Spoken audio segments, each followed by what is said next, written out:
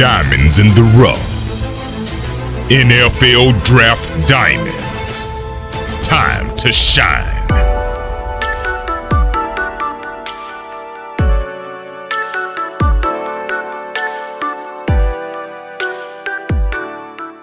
Hi, I'm Jimmy Williams with NFL Draft Diamonds, and today I have with me Tanner Conner, who's a wide receiver out of Idaho State. How you doing, sir? I'm good. How are you? I'm pretty good. Can you just describe to our viewers a little bit about your overall career? Yeah. I was a three-sport athlete in high school. Played football, basketball, and track. Had no offers for football out of high school, but I ended up having a really good track career. Got recruited to a couple schools out of high school for track, and still wanted to play football. That dream was still within me to play both sports. Got to ISU, and my head track coach, Hillary Merkley, who's still here today, took me over to the coach's office when I asked if I can play football, and she was all for it. Took me to the coach's office. They looked at my film. They never heard of me before, and ended up offering me a scholarship like 2 hours later. I agreed to the scholarship contingent upon the condition that I could both play football and run track here at ISU, and it's been a great 4 years ever since then. Cool. And just kind of want to clarify something, and that is your size. Tanner, I have you in my notes, 6'3", maybe 6'4", 230 plus, almost 240 pounds, like if you had a really big meal. So all that about accurate?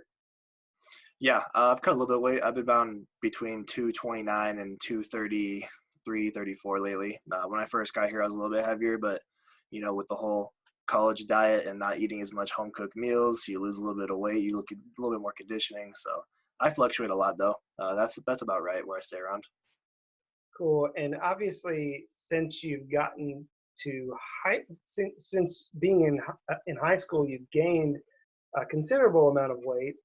You were about 180 pounds at one point, and you've now gained 40, 50 pounds almost. Being a college athlete, which I think is just nuts, and you're still able to perform at a very high level as a track athlete, which is amazing. What would you say is the best part about your game? The best part about my game is probably just like what we talked about. I have, I guess, a sense of raw athleticism. I can move really well with the ball. I can get good jump balls in the end zone. I'm strong. I can out-muscle dudes on contested balls. I think the best part about my game, though, is after the catch. Once I get a ball, it normally takes at least more than one guy to take me down. And if I can get into open space, I usually run away from dudes. There's not many people that can run me down when I get into my stride. So I would say that out of all the parts of my game, it'd probably be getting the ball and after the catch, what I can do with it. So I have this feeling that, a lot of coaches might actually end up wanting to put you in some sort of a hybrid tight end position. That's just kind of how I feel like you're eventually going to end up. Mm-hmm. I was going to ask you really just about that whole idea of you being this raw athlete. How does that make you feel, being defined as a raw athlete? I like it. I think when people say I'm a raw athlete, I think it's a compliment. I think a lot of guys might get upset because it might mean you have a lack of skill, like you're just athletic and you don't have so much skill, or whatever it might be. But I think it's a compliment for me. I think a lot of people might say like having raw athleticism is genetic and like you didn't really work for it, but like I've proved that I've not only boosted my athleticism but used it in really good ways with both football and track. I put on a bunch of weight while keeping my vertical and actually increasing it and increasing my speed at the same time. So I think I was gifted with athleticism, and I've been able to use it and improve it over the last 4 years. Cool. And what have you been working on this particular off season in order to better your game? Yeah, so a big issue I ran into last season, my first real season playing, was getting out of breaks and just overall staying in control of my route running. My coaches have told me I need to slow down. I tend to go 110% on my routes at full speed, and it can make getting out of your breaks and making cutting really difficult. So we've kind of messed with running 70-80%, kind of accelerating different parts of your routes, and I'm able to get out of it faster, which is a more effective route than being out of control. So that's probably the biggest part of the game I've worked on. And then just, of course, getting my hands as good as they can be, catching as many balls as I can. Cool. And, we talked about you as really being this raw athlete, this guy that's able to be a great track athlete. Let's talk for a moment about some of that raw athleticism. Let's talk about some of these workout numbers and your track exploits. Talk to me about track. What are some of your achievements that you've been able to have there? Yeah, so since I've been here, I've I guess earned 3 Big Sky Championship titles. I have 1 in the 110 hurdles, and I have 2 in the 60-meter hurdles. I got the 110 hurdle championship title my redshirt freshman year, my second year here, and then I got an indoor title right after that, and then I just got another indoor title this last indoor season. I also broke the Big Sky Championship conference record in the 60-meter hurdles with a time of 7:73, which ranked me 14th nationally in the entire country this year. In the 100 and the 200 were also events I did. My personal best in the 100s, 10.51, I believe, and then the 200s, 21.5. So pretty good numbers for my weight. I was happy with that. It was better than high school and couldn't ask for a better career. So let's break this down a little bit. So you got a guy who's almost 6'4", about 230 pounds, running a 10.5 meter, a 21.5-second 200 meter. That's insane. So I don't know what to say about that, except this guy is dangerous. I mean, shoot, raw athlete or not, I mean, you got a big guy that fast coming at you. It's just dangerous. I had mentioned at one point or another, you look at a guy like, I don't know, DK Metcalf really comes to mind lately. Obviously a physical freak, somewhat like yourself. I don't know if you see yourself as a physical freak, but comparable measurements, comparable size. Some people saw him as a raw athlete coming in, and just recently named to like the NFL top 100. So who knows where you'll end up, at the professional level. Yeah, it'd be great to be like DK. Yeah, can't go wrong with that. Yeah.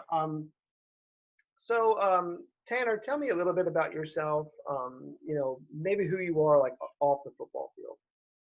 Yeah, I'd consider myself, and a lot of people who know me would consider myself as a very quiet and reserved individual. I have an introverted personality type, so tend to stick to myself. I'm super friendly with people I'm comfortable with. I don't really like to go out much. Like, big social groups and gatherings aren't really my thing. And what I do in my free time is, first and foremost, I hang out with my girlfriend. She's pretty much my rock in my structure and who I hang out with the most. I'm most comfortable with her. Other than that, I play a lot of video games in my free time. When I'm not doing football stuff or track stuff, it's video games. It's really something that can help me recharge my body, both physically and mentally. I watch a lot of football players actually do watch this too. But I watch a lot of anime, specifically Naruto. It's been one of my favorite ones to watch. A lot of people think that's a weird kink, but there's a lot of other players that watch it as well. And then other than that, I picked up how to yo-yo. Well, over the quarantine, while we're all kind of like at home with a bunch of free time, I figured that might have been something cool to learn, and got some cool tricks down. So that's something I can do that maybe not a lot of people know about me. But other than that, I'm very simplistic. I live a pretty Spartanistic lifestyle of just eating, training, and sleeping, and I enjoy it.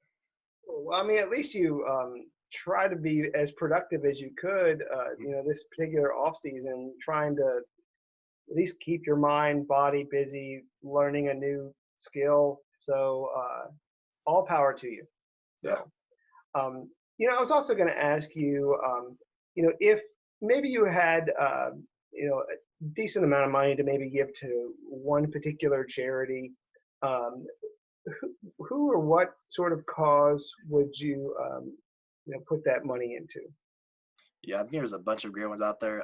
One that's personally struck my heart is a charity that my dad started.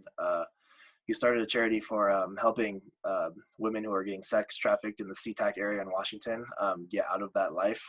It's actually a very large issue in our country, and it kind of goes under the radar a lot. And it's really sad to see a bunch of people's lives ruined by it. So what he did is started this charity to help them using law enforcement and FBI to help not arrest these women, but actually take them in and rehabilitate them and find them jobs and education and stuff like that.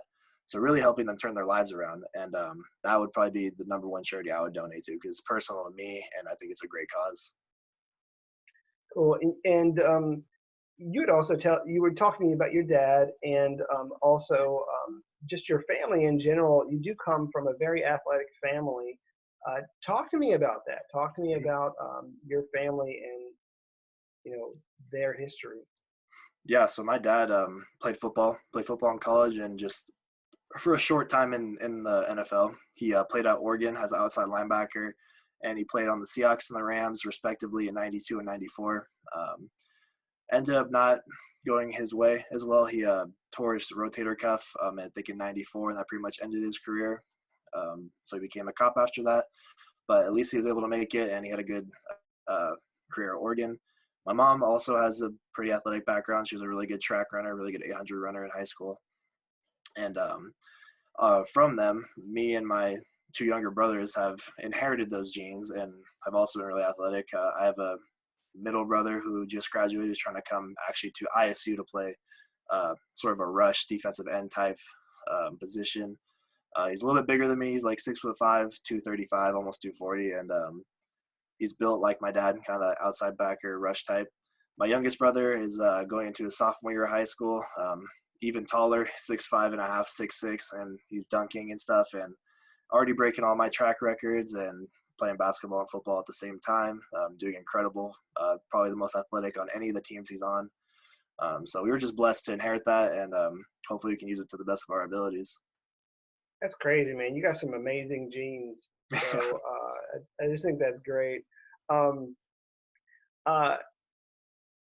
Let's give a shout out to some of the people that have helped mold and shape you over the years. Talk to me maybe about some of the coaches that have developed you just over the years. Has there maybe been one or two that have really stood out, or maybe if there's a lesson that you learned from one of them that you're willing to share?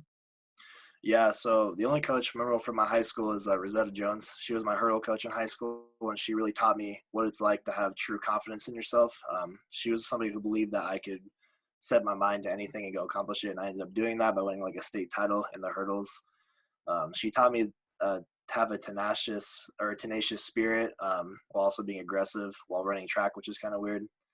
But I've held on to those lessons ever since and used that as confidence for my both football and track career. At ISU specifically, Coach Cooper and Coach Fenn have helped develop me a lot. Coach Cooper has always believed in me. He's the linebacker and defensive coordinator here, and Coach Fenn was the receiver coach, now head coach, ISU.